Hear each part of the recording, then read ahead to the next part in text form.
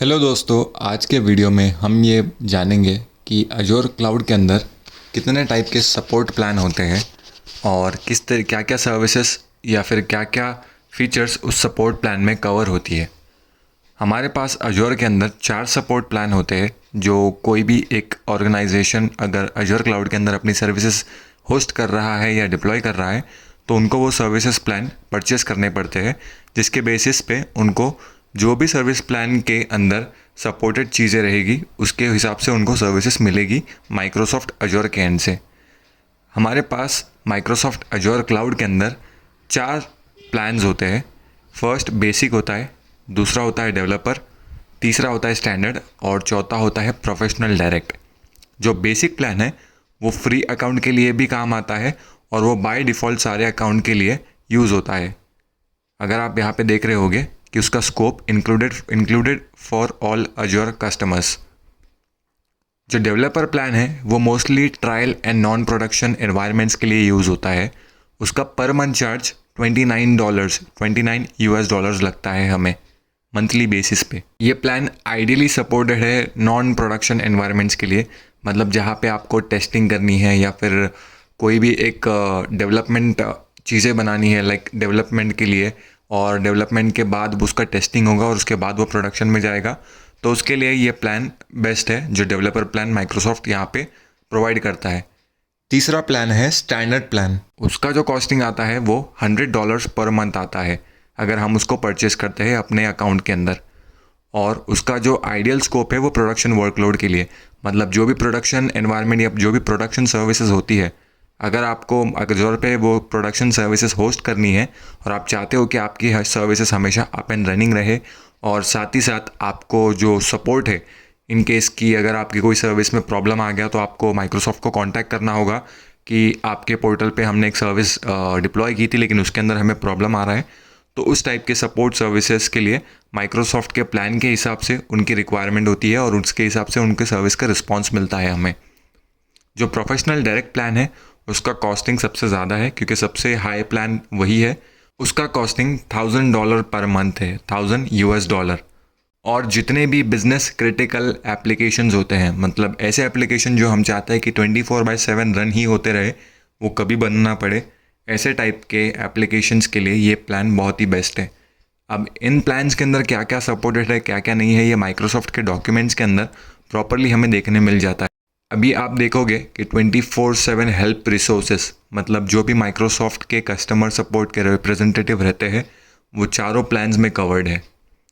लेकिन उसमें प्रॉब्लम ऐसी है कि सब 24/7 असिस्टेंस टेक्निकल सपोर्ट के लिए या ईमेल या फ़ोन सपोर्ट के लिए कुछ कुछ प्लान में ही अवेलेबल है। जैसे कि बेसिक में तो अवेलेबल ही नहीं है, वहाँ पे सिर्फ हमें सपोर्ट रिक्वेस्ट रेस करनी पड़ेगी और जो रिप्लाई मेल पे आएगा वो उस बेसिक में उतनी ही सर्विस मिलेगी।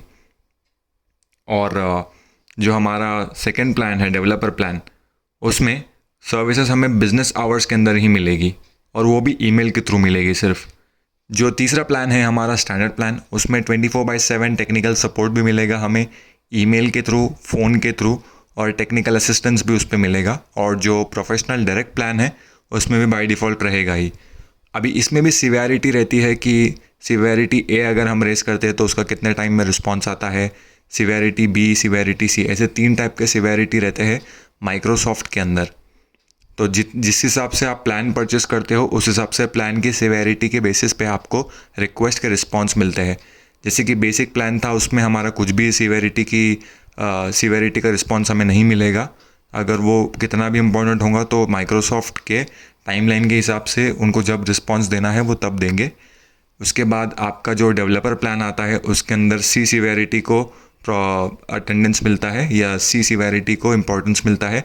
उसके बाद जो प्लान आपका बढ़ता है स्टैंडर्ड के ऊपर तो उसमें सिवेरिटी ए, बी एंड सी तीनों कवर्ड होती है और प्रोफेशनल डायरेक्ट के अंदर भी तीनों कवर्ड होती है।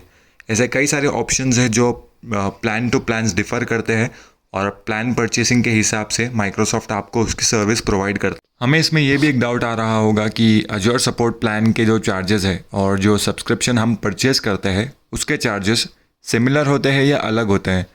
तो अजोर सपोर्ट प्लान का जो आप प्लान परचेस करते हो उसकी कॉस्टिंग अलग होती है और जो सब्सक्रिप्शन के चार्जेस होते हैं उसकी कॉस्टिंग अलग होती है। इसके साथ साथ मैं आपको एक एडिशनल इन्फॉर्मेशन भी देना चाहता हूँ कि वर्चुअल मशीन भी जब आप क्रिएट करते हो अजूर पोर्टल के अंदर, तो नॉर्मली ये हर क्लाउड कंप्यूटिंग के अंदर, हर क्लाउड सर्विस प्रोवाइडर के पास होता है। ये एक जनरल इन्फॉर्मेशन है आपके लिए, लेकिन मैं अजूर क्लाउड के पर्सपेक्टिव के हिसाब से आपको बता देता हूँ कि जब भी आप माइक्रोसॉफ्ट अजूर के अंदर वर्चुअल मशीन क्रिएट करते हो तो वर्चुअल मशीन के अंदर विंडोज़ का ओएस अलग रहता है और लिनक्स का ओएस अलग रहता है।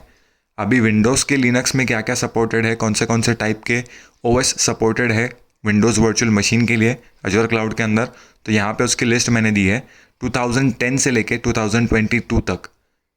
ये सारे ओएस टाइप सपोर्टेड है माइक्रोसॉफ्ट अजूर के अंदर, और कुछ कुछ सिनेरियोज़ में 2008 का भी सपोर्ट मिलता है, वो केस टू केस डिपेंड करता है।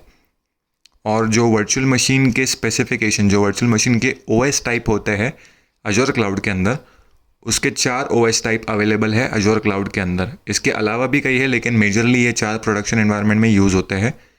एक है उबंटू, दूसरा है सेंट ओएस, तीसरा है डेबियन और चौथा है रेड हैट।